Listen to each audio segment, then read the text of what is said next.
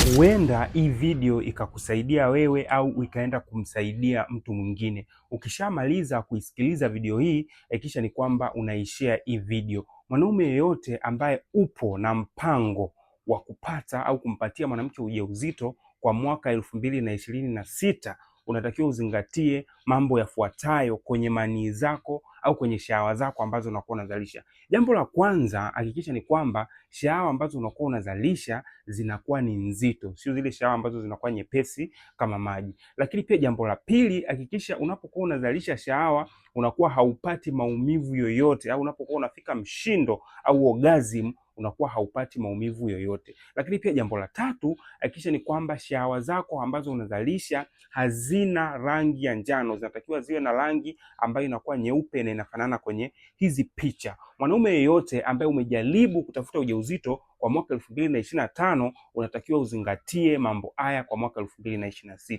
Unaweza ukashare video hii ili wanaume wengine pia ipate kuwafikia.